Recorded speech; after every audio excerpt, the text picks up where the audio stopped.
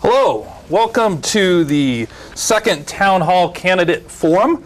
I'm your moderator, Jeremy Thomas. I am a new assistant professor at ISU in the Department of Sociology, Social Work, and Criminal Justice. And I'm actually new to the area, having just moved here with my wife and two children. And I'm glad to be with you tonight. Part of my research involves the interplay of religion and politics and society, and so this is an excellent opportunity. I do want to let our audience know that this forum will be televised again on this coming Saturday at 3 to 4 p.m. Last time, in our previous forum 2 weeks ago, we had some discussion about major issues such as the economy, jobs, healthcare, and education. Tonight, as we have time, I want us to consider four perhaps a little bit more specific areas of interest to our local community and to Southeast Idaho. I want to discuss some issues with regard to gay rights, with regard to fire protection, with regard to child care regulation, and with regard to environmental issues. We do, I believe, have opportunity for the audience to call in. And I think there should be a telephone number at the bottom of the screen, and we will be taking some questions from the audience. I'd like to begin by having our candidates introduce themselves and tell us who they are and what office they are running for, and then we will proceed from there. Can we start over here? Okay. Hi, I'm John Bischoff. I'm running for 3rd District County Commissioner, and I did a little of a bio last week, so I'm not going to go too deep into it other than just what I said. Okay, John, thank you. Okay, thank you, gentlemen. Let's begin tonight by talking about gay rights. In the news recently, here in the Pocatello City Council, we've heard some news that the council has been looking into drafting some anti-discrimination regulations and so forth to protect the rights of gay, lesbian, and transgender persons. I understand, being new to Idaho, that these are not regulations or laws that are necessarily seen in many cities across Idaho, but perhaps a few. I'm wondering if our candidates could address both kind of a specific perspective on what's going on here in Pocatello, but then also a little bit more broadly with regard to whatever area of Idaho you might be representing, and specifically asking, what are your kinds of views on these types of protections? And are they necessary, good for the community? Are they perhaps unnecessary? And additionally then, in your role as an elected official, how might you address these kinds of issues and other potential issues that might relate to the lesbian, gay, transgender community? And we'll start over here with John. Okay. Well, at this point, I hate to say that the laws are needed. Really, the anti-discrimination laws shouldn't be needed because they should already be there in the forms of normal laws such as the typical harassment laws and everything else. Unfortunately, it does not look like they're succeeding that way. So apparently we do need specific laws to prevent actual discrimination. This is unfortunate, but since it's necessary, we've got to do what we've got to do.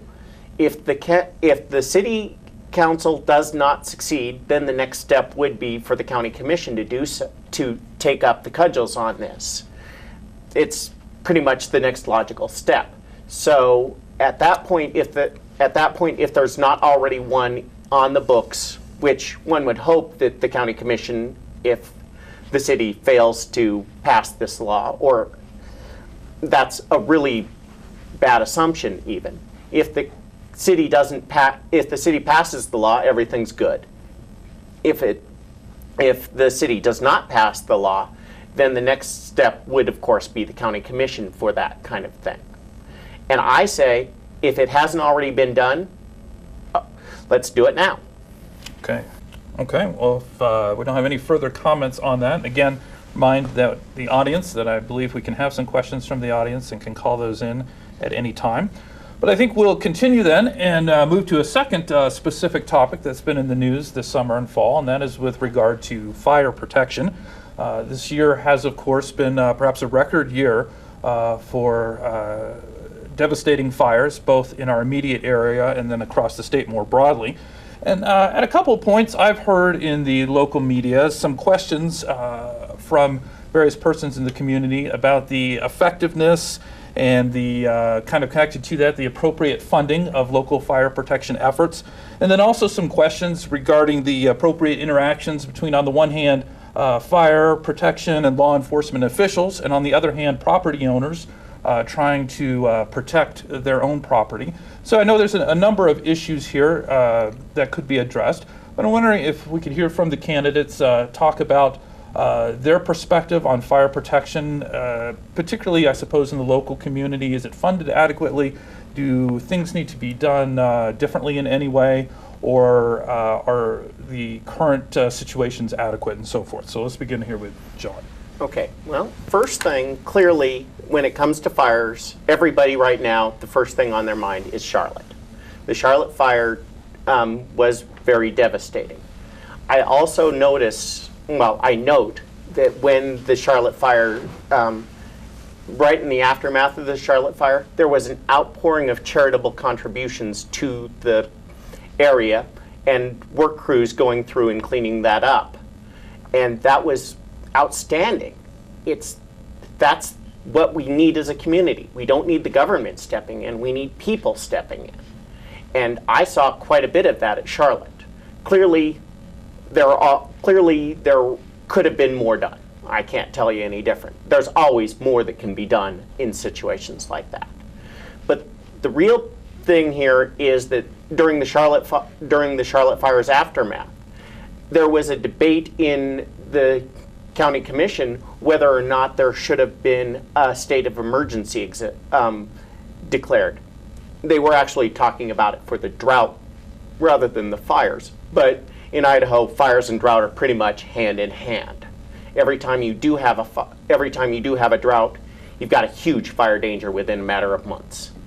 So the fact that we were thinking about at that point declaring the Bannock County to be a disaster area, and then getting federal, state, etc. help for disasters. It failed. And one of the questions was, what's in it for Bannock County? What's in it for Bannock County? The protection of your constituency. I really never did see that one coming. But we did not declare an emergency, even though we had the Charlotte fire and we had fire danger. Right now, we still have fire danger technically, even though tonight it's supposed to rain again. If you go out and throw a match out in the hills, you're probably going to end up with a fire, and that's not an acceptable thing. If we clearly have an emergency going and we don't declare one. The other thing is the fire department has been coming out very often and saying, look, we need to take care of fire safety. And at the Charlotte, and during the Charlotte fire, there were a lot of people that actually had what you'd call safe houses that did not get burnt out. But their neighbors did. And what ended up happening was, part of that was they didn't have a tree, or they didn't have trees or scrub going all the way up to the house. And those efforts have to be redoubled, apparently. People have to get the word that fire safety is important. And we can do that. It's not going to be easy, but it's something that is definitely worth doing. Okay, thank you, John. How about just a follow-up on that fairly quickly? Is fire department, local fire departments, are they adequately funded, and would more funding have made a difference in the fires this summer? Okay. Quickly. Okay. I'm going to go ahead and point out that adequate funding in this area is a recent development. Up until 1960, there were all volunteer fire departments. My granddad used to be one down in Blackfoot. Now we've got professional fire departments, and professional fire departments need professional money. And right now it does look like from what I've seen, the fire department, most of the fire department officials are happy with what they're getting. Maybe that's just because they have lowered expectations. I don't know. It looks like they're happy right now. But clearly they could probably use more money, as pretty much anybody can. Okay. We'll move on to a new topic, and I don't know if our phones are working, but I hope that we could take a call, perhaps if we have one. But in the meantime, let's go on to talk a little bit about some developments with regard to childcare regulation. I know particularly here in Pocatello, but these are issues that likely apply to surrounding communities as well. It's my understanding that in the last few months, the Pocatello City Council has acted to close 2 child care providers due to some violations of various sorts. And I've kind of heard that some persons in the community suggested that local government is perhaps overstepping its boundaries by trying to regulate what has, at least historically, been considered kind of a private sphere of domestic labor. And wondering if we could hear from our candidates about their opinions on the appropriateness of regulating child care facilities, many of which are in-home, and about the appropriateness of the government regulating what are often quite small-scale businesses that take place in these domestic settings. John? Okay. Well, first thing, regulation of many things is pretty much anathema to a libertarian. But at the same time, we do have business making sure that everybody is well protected, and children has to be job one when you're talking about protection. Every single human being on the face of the earth will go out of their way to help a child. There is nobody so mean that will not help a child, basically. So harm to children is going to be noticeable immediately, if not sooner. And like Jeremy, the moderator, pointed out, we are talking about the fact that the city council looked at 2 businesses recently and found them wanting. And where 2 businesses have been found wanting, that makes me wonder if there's not more that are right on the borderline. So I would have to say that clearly we need to make the laws that we have in that sphere work. That's just got to be. You can't have a law that you're not enforcing. That doesn't work. But at the same time, whether we need more laws or whether we just need enforcement of the laws we've got, I'm kind of thinking enforcement of the laws we have is a good start, and then we'll find out from there if we need to go further. I don't think we do, personally. Okay. Thank you. Let's move on to a fourth key topic this evening. Talk about environmental issues. I think we regularly hear in media, both local and statewide, and perhaps even nationally, about environmental issues that are pertinent to this part of Idaho.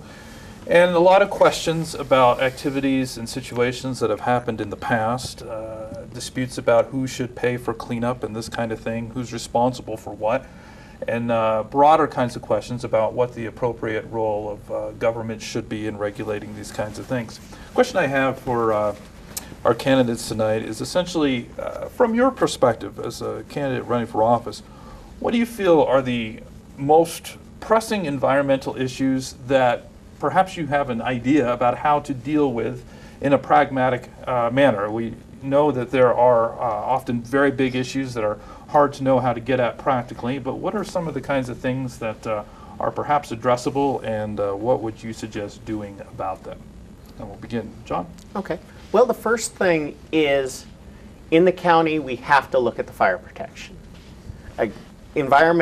When you're talking about environmental issues, one of the first things is the human the human-rural interface, where basically at this point they should be fire breaks.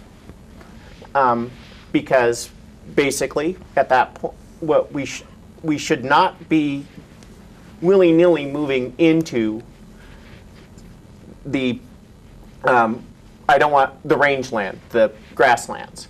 What we should do is we should say that if you're going to have a certain population density beyond, if you're going to have a certain population density, that area should be protected by fire breaks in the rural area beyond it.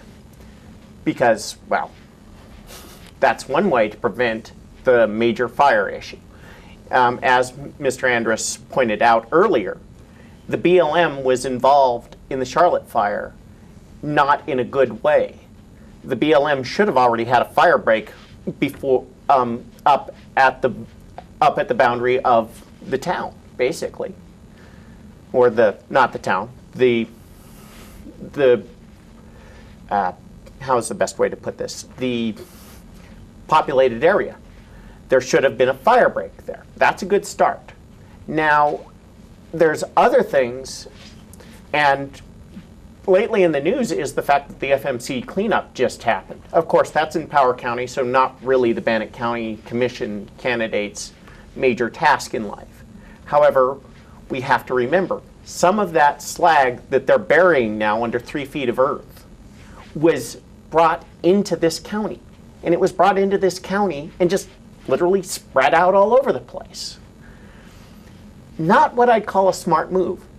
The least we have to do is figure out about that slag, what we need to do about it.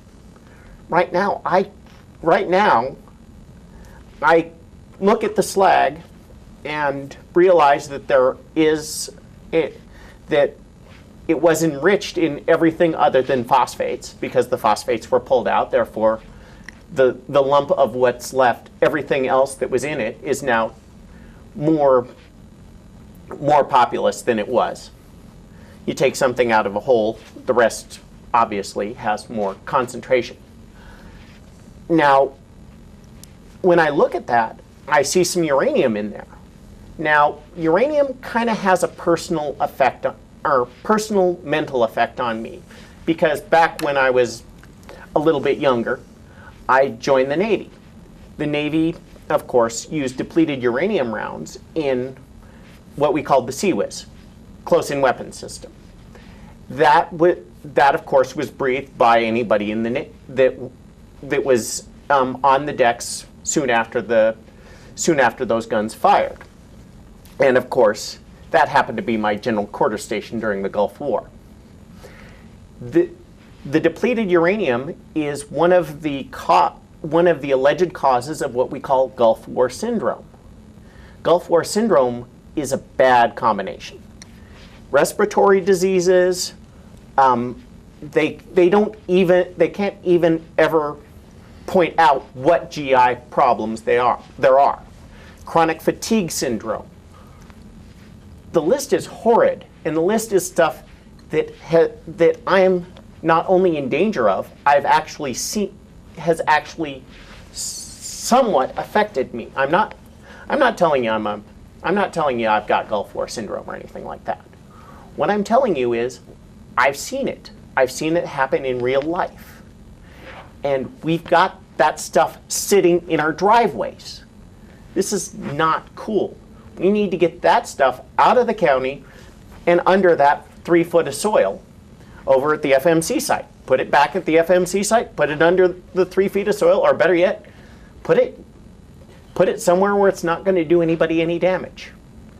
I like the idea of putting it in Power County, back in Power County myself. Well, let me follow up on that and ask, so if we want some kinds of environmental cleanup to take place, of course, remember I'm new to the area and so I don't quite know the history, who should pay for it and what kind of obstacles stand in the way of cleanup taking place? Okay. Well, the libertarian solution is the guy who polluted is the guy who owes everybody who he polluted money to make them whole. That's pretty much standard libertarian philosophy right there. As in, you have your property rights, but if you impinge on somebody else's property rights, it becomes a civil crime or a civil liability issue, and the homeowner then has the right, if you will, to sue. So, well, basically at this point in Bannock County, one of the things we need to be looking at is we need to be looking at the fact that Power County allowed the FMC and the Simplot to go in and basically, because of FMC and Simplot, Pocatello specifically was one of the prime movers in why we have a Clean Air Act. In fact, in the 70s, there were 2 acts that Pocatello was the prime mover of: the Clean Air Act and OSHA, both of which were because of things that were going on in the Simplot and the FMC areas. The whole point here is that clearly at this point, the pollution has come into Bannock County, and it came into Bannock County from Power County, who literally basically pushed it on the tribes to allow those particular plants. So it's a civil liability issue. And a civil liability issue, of course, means that the polluter pays. And pays because of the fact that the court has to get involved. They usually pay quite a bit more. And I can't argue.